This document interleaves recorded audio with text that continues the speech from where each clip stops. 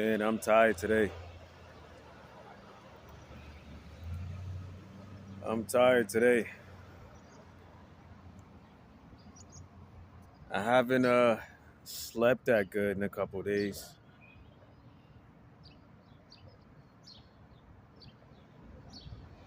Well, we know that the war in the unseen is every day, all day, right? And we will consistently encounter narcissistic people. People who see something in you that they want to destroy, right? Provoking spirits, right? They're everywhere. They're everywhere. And when we have to deal with low vibrational environments, that's the reason why we encounter those kind of people more than what we would like to, because it's just low vibrational places, and that could be your job, it can be your home, it can be anywhere, it can be anybody, right? They can portray what narcissistic people do is they portray one way in public, and in private they're a whole nother way, right? So that's pretty much what I've been dealing with the past couple of days. Nothing new.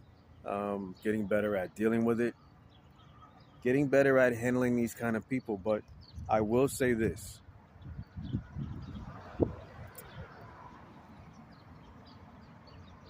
God, the Elohim, Yeshua, He doesn't teach weakness, and most people won't understand your battle. And even if, no matter how much you would try to explain it to them, they're not going to understand. If they don't have a connection with God, they're not going to understand. They're just going to look at you like you're crazy, or they just will disregard what you're saying in its entirety. So I got to remember that too. That trying to explain spiritual warfare to people that aren't in that fight, or people that have no connection to God, so they can be used by Satan, it's not going to register to them. So I have to always remember that. But we're still pushing forward. Today, this morning, oh man,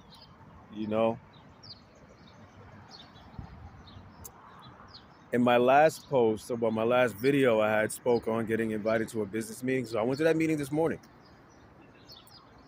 And I was in a room full of business owners, people that pay other people to work for them.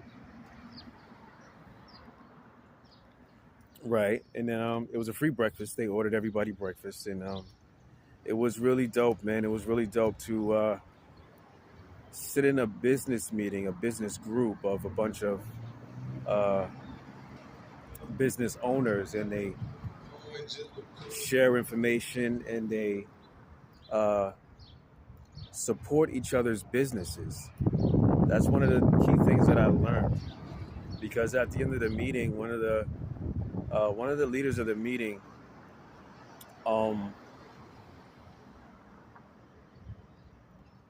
asked the other group to focus on another group member. Let's focus on his business and getting him into a better space financially. And I thought that was really, really dope. I thought that was really dope, man. Really dope. Won't put it out there with the name and stuff like that, because it's my first time going. I got invited by a business owner, right? Because I had popped into the business to ask questions about things that I might want to get into later on. And she gave me a card and said that the meeting would be this morning. Come join. And I'm glad I did, man, because I learned so much in that 2 hours. I learned so much. I really did. Just how they communicate with each other and how they share with each other. What's funny is one of the women there that owns a dentistry, she actually worked on my teeth. She cleaned my teeth about a year ago. And what's funny is I got a text message from her office maybe about a few days ago saying that they wanted to see me again for another, for to schedule another cleaning. And here she is in this meeting. Not her specifically reaching out, but who the person that works in her office. Her office reached out and sent me a message. And here I am meeting the dentist herself. Again, because she personally worked on my teeth about a year ago. She cleaned my teeth and then she recommended me to another dental surgeon so I can have a wisdom tooth pulled out. I still have to get it pulled out. I need to get that done. I know I've been procrastinating. I need to get that done. But it was cool seeing her. She gave me her personal card. There was a book, right, of all the business owners and their business cards. So you can flip through the binder and all the businesses that you want to actually have a one-on-one with, you can reach out to them and you can sit down with them and they'll, consult you and stuff like that. So I thought that was really cool. I can't remember names. Well, a couple that I do remember, but I'm just not going to say all of that right now. Um, Really, really dope. And you know what? And this is the interesting thing about it too, right? I wasn't nervous. When I first walked in, I just was just scoping out and seeing who was there. I looked for the woman who, I'll tell you her name. Her name is Bryce. Her name is Bryce. Yes. Um, I looked for her. I met up with her, and then I got a glass of orange juice, and everybody's just walking up to me, shaking my hand. Hi, how are you? What business are you into? What do you do? Things like that. And I said, well, I'm just here to listen and learn. I got invited, so it's more of just seeing what this actually is and being in this kind of room and environment, and just picking up the energy. And another lawyer who was there, who's a lawyer, but he owns a business. I actually forget his name. Even if I wanted to say it, I forgot it. But he was really cool. Um, I actually was a tenant of another lawyer who owns a lot of real estate in this area back in 2012. Now, the lawyer's name that I was renting from, his name is Joseph Zisa. And I had threw it out there. I said, yo, I was a tenant of Mr. Zisa's back in 2012. And then after that, he said, oh, yes, Joseph, man, he's not in practice anymore and stuff like that. Well, I said, well, I'm pretty sure he isn't because, he owns a lot of real estate. He owns a lot of homes in this area. So I'm pretty sure, he didn't have to stay in that until old age. I think when I was renting from him, he was maybe late 40s.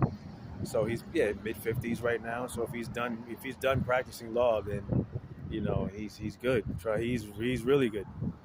I was renting a home from him back then. Even back then, even in my younger years, I was doing pretty well, and I decided to rent a home. Someone had referred me to him, and then I worked something out with him, and he actually lowered what he wanted me to pay if I took care of the property, which he did. He brought the lawnmowers, he brought the whackers, he brought everything I needed to keep the property up to par, and I did. And then God decided to remove me from that and keep pushing me forward. It wasn't meant for me to stay there forever, obviously. So, um, but it was really dope experience. I did not feel out of place. I did not. I did not feel out of place. I felt like I belonged in that room, and that's what I liked about myself was not feeling intimidated, not feeling like I wasn't supposed to be there, not being nervous or moved by anything. It was just a bunch of people, and they're doing well in life and they own businesses and they own companies and real estate and stuff like that. And I felt like I belonged there. That's what I love about myself right now, where I am in my life. That's what I love about who I'm becoming, is I felt like I belonged in that room. I knew I belonged in that room. I've been wanting to be in a room with people like that for a while now, and I got my first taste of it. Right? Contractors who've been in business for 20 plus. Um, Man, like I said, I learned so much uh, in that short period of time, just listening and just taking in how they speak to each other and how they work with each other, and just listening, man, just soaking up game. And I actually ran into one of my old my boy from back in the day. We used to play ball together, man. He was in there too, and I was like, man, it's been a long time since I saw you. Interesting running into you in a room like this. And he's like, yo, man, well, it's good to see you. You look good. I said, you look good too, man. Everything good. He's still married. Um, yeah, that was cool too. That was really cool too. You know, to see how well he's doing in life. Him and his wife. She makes music. He's more on the management side, so he has that going. I think he's managing artists um, to some degree. And then he has a couple of other things going. He gave me his number, so I'm going to reach out to him and see if we can, just volley some information, man, and see if maybe we can collab. I don't know. Who knows where that conversation will go? I just got to give him a call, man. Man, we used to play ball back in the day. Oh man, that was really cool. Thinking about that, that was really cool seeing him again, man. It's all tall now, and oh man, that was dope. So yeah, yeah. Out of not getting the proper rest, right? Out of that comes this cool experience. And I know once I get my feet wet really good, or once I dive into entrepreneurship, I got my hands in it. I've tried it here and there a couple of times with a couple of things, but I think with the right people around me, I can really take it to where I want it to go. So once I really deep dive into entrepreneurship, I'm not gonna look back. I'm ready to not look back at all right now. You know, I'm ready. Um, so again, outside of not getting any rest, the proper couple days, but I know it's a test. It's a spiritual test. Um, but at the same time, God does not teach weakness. He does not just tell you to just sit there and just take it. No, defend yourself, but in a proper way, in a righteous way, right? Remember in the Old Testament, in Judges, um, Exodus, like he used his people to discipline um, people that were bringing evil to the land, right? He chose the people and he used them to discipline slash go against slash uh, remove the evil people. So no, God does not teach weakness. He actually teaches war, right? But not in a way that you would think, right? Physical war happens, right? But I think the physical wars that happen on this land and in this realm, right? The physical realm, I think it's for just selfish purposes, and it's for all the wrong things. It's the right things to some degree, but the wrong things in its totality, if you understand what I'm saying. So, but spiritual war, that's the more tougher war, because it's a war that people can't see, right? It's an attack on your mind and on your spirit. So trying to explain that to people, don't even try to explain something like that to people. I'm trying to tell you, don't waste your time trying to explain that to anybody that doesn't have a true connection to the source or a true believer. Do not try to explain spiritual warfare to them. They're not going to get it. They're not going to understand it. It is something that you have to walk through on your own. It is something that you have to learn how to deal with on your own, right? You don't just sit back and just take it from people. No, you fight back, but in a spiritual way. You fight back the same way they're fighting you, right? In their mind, right? You fight back with your mind. You fight back with the word. You fight back with your discipline. That's how you fight back. No, he is not making you to be a pushover. He is not making you to be weak. and just to take punishment from evil people.